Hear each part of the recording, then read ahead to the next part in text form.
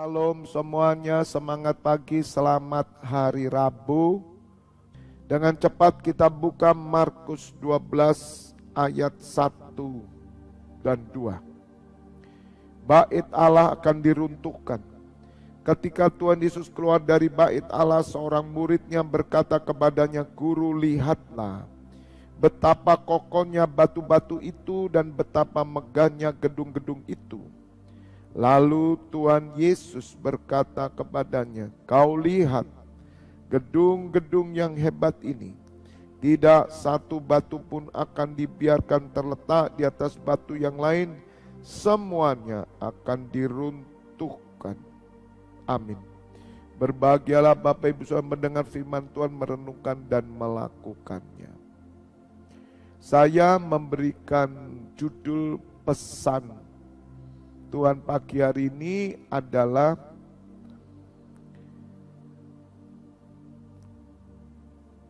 bangkitnya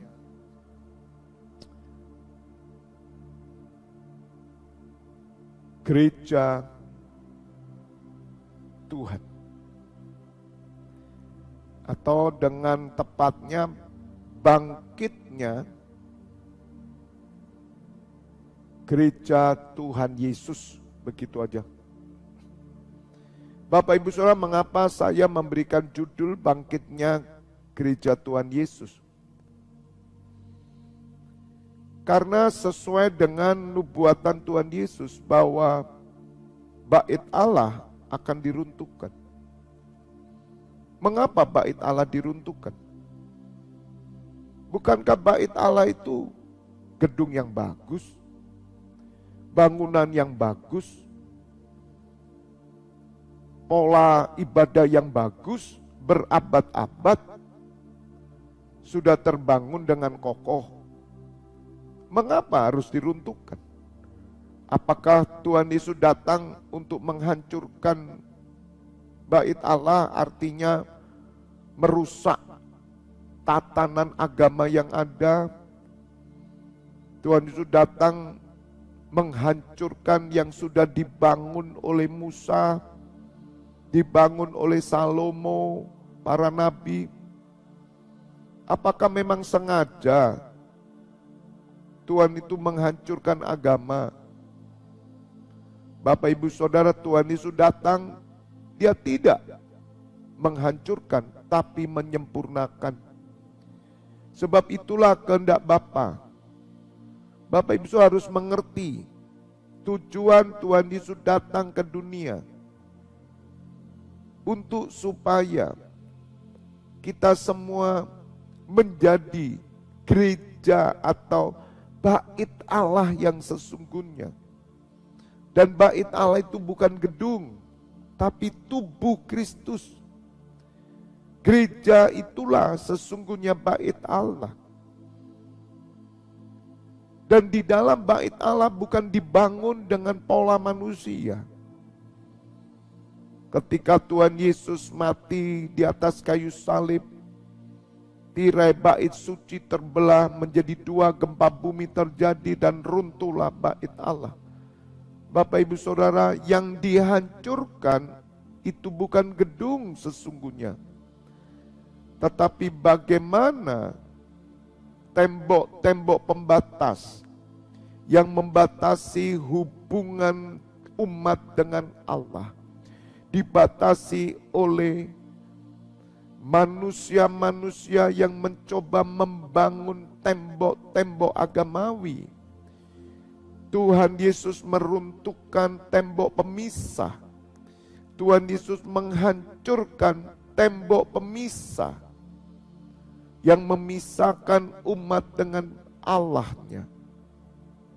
Sehingga Tuhan Yesus harus mati di atas kayu salib, menderita supaya setiap umat Tuhan yang percaya kepadanya, mereka didamaikan dengan Bapa, dan mereka menjadi imam-imam.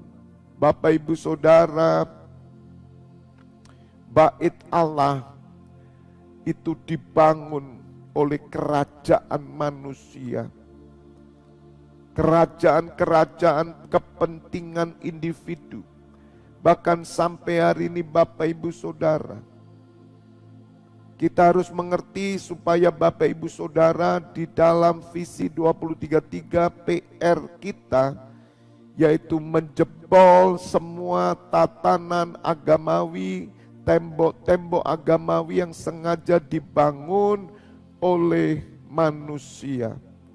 Pemimpin-pemimpin rohani, khususnya dalam kekristenan. Tuhan Yesus sudah menghancurkan tembok pemisah. Tetapi yang terjadi sampai hari ini Bapak Ibu Saudara, kita harus melek, kita harus sadar bahwa gereja Tuhan terpengaruh oleh keyakinan di luar, terpengaruh oleh sistem di luar. Memang sepertinya indah, sepertinya kontekstual, sepertinya sesuai dengan keinginan orang dunia pada umumnya yang mencari Tuhan. Sehingga pola-pola gereja sudah menjadi bait Allah yang sebelumnya diruntuhkan oleh Tuhan Yesus di atas kayu salib. Dan terjadilah hierarki-hierarki. Pemisahan terjadi Bapak Ibu Saudara. Gereja Tuhan Yesus bukanlah sebagaimana bait Allah yang dibangun dengan tembok pemisah, dengan tirai pemisah yang memisahkan antara pemimpin-pemimpin umat di bait Allah dengan umat Tuhan. Sebab pada zaman dulu yang masuk ke ruang Maha Kudus hanya imam. Tapi ketika Tuhan Yesus datang, pengorbanannya membongkar semuanya. Dulu jemaat tidak bisa masuk, sekarang jemaat bisa masuk bersama dengan imam-imam, karena mereka juga adalah imam. Bapak Ibu Saudara, keimaman terbangun. Itulah gereja Tuhan Yesus yang sejati. Gereja Tuhan Yesus itu tidak dibangun oleh hierarki. Walaupun saudara hampir 90% lebih bahwa gereja sudah terlanjur diterima oleh semua generasi-generasi yang lahir kemudian. Mereka melihat gereja sebagai gedung agamawi. Jemaat ada di pelataran. Jemaat hanya urusannya tentang kerajaan dunia. Tetapi para pemimpin-pemimpin agama mengurusi yang rohani. Bapak Ibu Saudara, inilah bukan gereja Tuhan Yesus. Hari ini harus bangkit gereja Tuhan Yesus yang sejati Bapak Ibu Saudara. Memang ada sinode yang bernama Gereja Yesus Sejati. Tetapi pertanyaan saya, apakah benar-benar sejati? Kalau saudara mau tahu gereja Yesus sejati, gereja Tuhan Yesus yang sejati adalah apa? Robohnya tatanan bait Allah. Itu bukan berarti Bapak Ibu Saudara kemudian tidak ada gembala. Tidak. Gembala itu adalah menggembalakan imam-imam. Gembala itu seperti Musa. Jadi Bapak Ibu Saudara, saya ajak pagi hari mengerti. Mari kita berjuang melalui doa kita, khususnya doa gereja-gereja Tuhan, dibongkar yang namanya roh agamawi, dibongkar yang namanya bait Allah ini. Bait Allah yang dibangun oleh manusia. Bait Allah yang dibangun oleh hierarki, batasan-batasan. Mereka membedakan imam dan jemaat. Padahal Tuhan Yesus tidak membedakan. Tuhan Yesus mengangkat kita semua menjadi imam-imam bagi Bapaknya. Bapak Ibu Saudara, pengertian ini adalah pengertian yang baru. Jadi Bapak Ibu Saudara harus mengerti, kalau persekutuan kita ini dibangun dengan hierarki, sama seperti agama-agama yang lain. Memang kelihatannya benar kelihatannya bisa diterima oleh semua orang. Bagaimana saudara ada perbedaan antara pendeta dan jemaat, sehingga terbangunnya tembok pemisah, dan tidak semua orang bisa melayani di dalam keimaman. Inilah gereja yang bukan sejati. Artinya bait Allah masih terbangun kokoh. Bapak Ibu Saudara, Tuhan Yesus sudah menghancurkan bait Allah. Tembok pemisah sudah dihancurkan, tetapi pemimpin-pemimpin Kristen membangunnya kembali. Sudah berabad-abad saudara. Dan inilah tugas kita di abad hari ini. Di tahun-tahun hari ini, tahun sekarang, New Christian Community bangkit untuk menjebol tembok-tembok agamawi ini. Bapak Ibu Saudara, itu bukan berarti menghilangkan ketertiban. Ada pemimpin-pemimpin, ada orang-orang yang dipimpin. Namun roh agamawi ini yang dihancurkan Tuhan Yesus. Sehingga di dalam hidup Bapak Ibu Saudara, ada tirai yang menutupi mata hatimu. Ada selaput yang menutupi mata rohmu. Maka oleh darah Tuhan Yesus, selaput dan tirai yang ada di hidupmu itu akan dibuka. Dan saudara memiliki akses masuk secara pribadi bersama-sama dengan Tuhan Yesus kepada Bapa di surga. Tuhan Yesus sebagai imam besar agung. Bapak Ibu Saudara, agama dibangun oleh manusia. Tetapi Tuhan Yesus membangun hubungan keimaman kita. Tuhan Yesus membangkitkan keimaman. Tuhan Yesus tidak membangun agama, tapi Tuhan Yesus membangun keimaman. Sebab dia adalah imam besar agung. Tubuhnya kita, gereja Tuhan adalah imam. Mari Bapak Ibu Saudara, dalam Markus 13 sudah jelas. Tuhan Yesus berkata tidak ada satu batu pun yang terbangun di atas bait Allah ini. Tidak satu batu pun dibiarkan terletak di atas batu yang lain, semua akan diruntuhkan. Bapak Ibu Saudara, mari bersama saya 213 saudara yang merasa bahwa saudara dipanggil menjadi history maker. Saudara dipanggil untuk memulihkan gereja Tuhan Yesus yang sejati.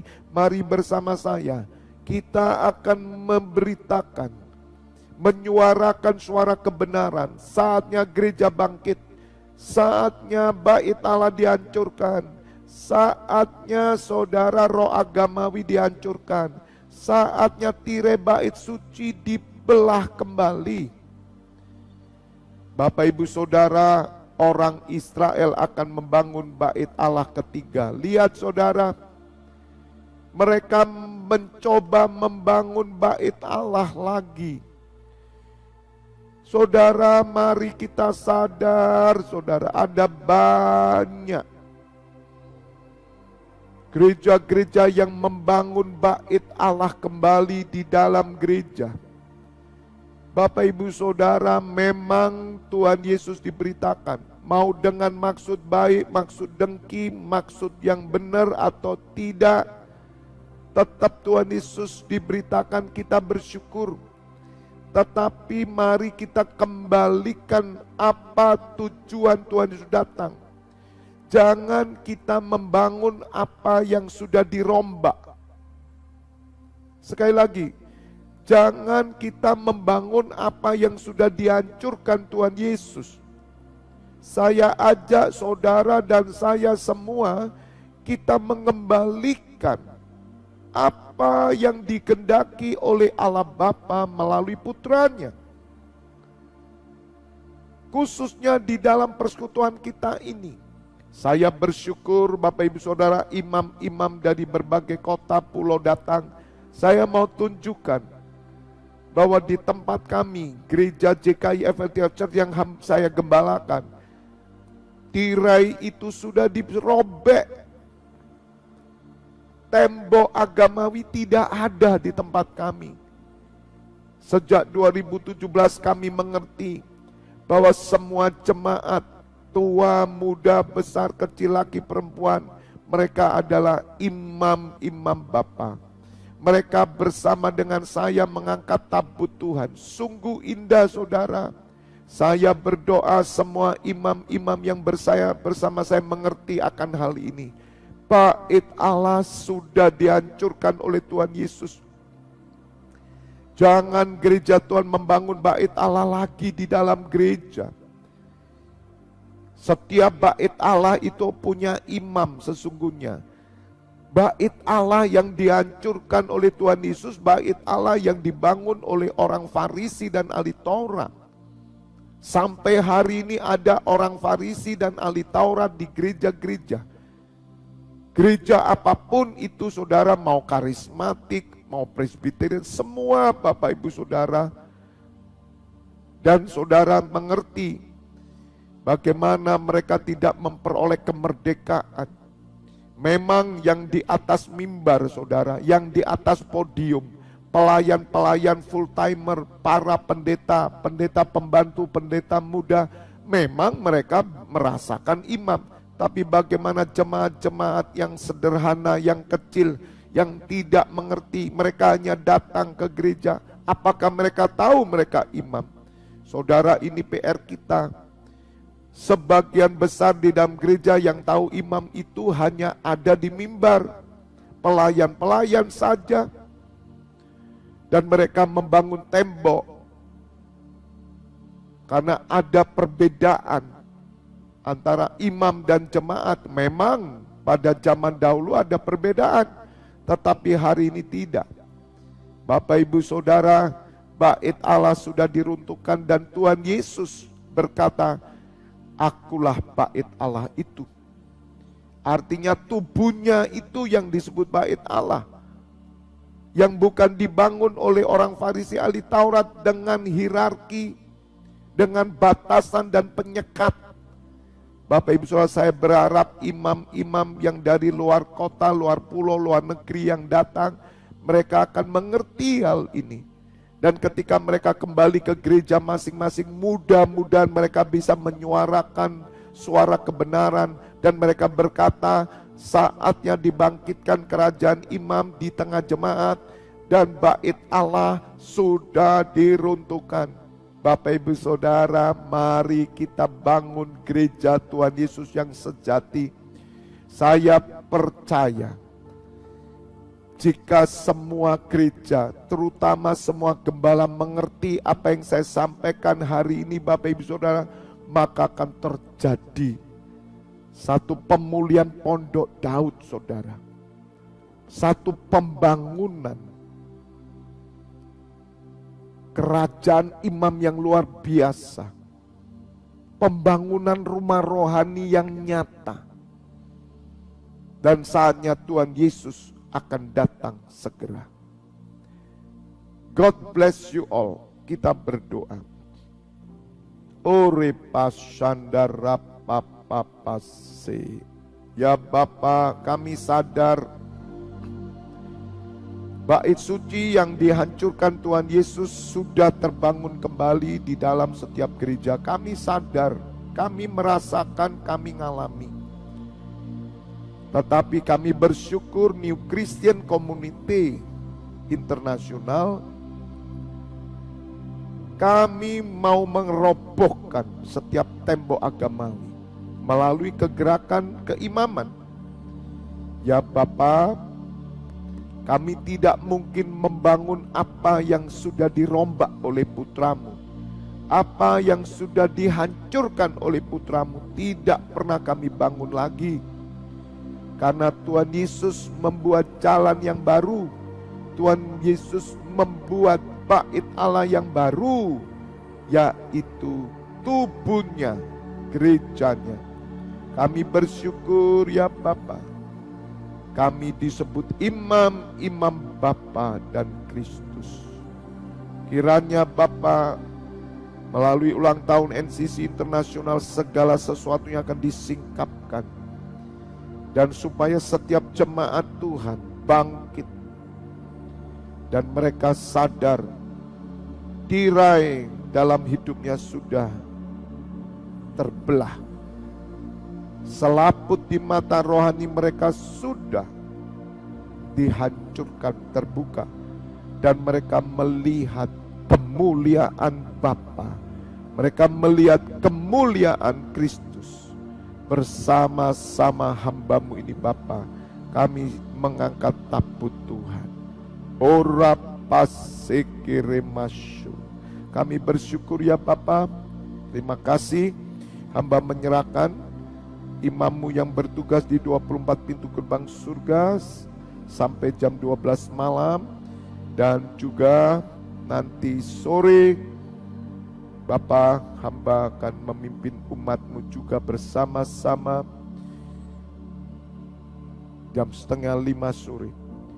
Kami bersyukur ya Bapa, perjalanan imam-imam-Mu dari luar negeri, dari luar pulau, dari luar kota, sampai di Malang dengan selamat. Terpujilah nama-Mu kekal selama-lamanya. Bapak Ibu Saudara, buka dua tangan-Mu. Terimalah pengurapan minyak dan anggur, persetujuan dengan tubuh dan darah putranya Yesus Kristus yang menyucikan, menyembuhkan. Berkat kehidupan turun atas-Mu dalam nama Bapa, Putra, dan Roh Kudus. Bapak Ibu Saudara yang sudah menerima berkat Tuhan bersama saya, katakan amin. God bless you all.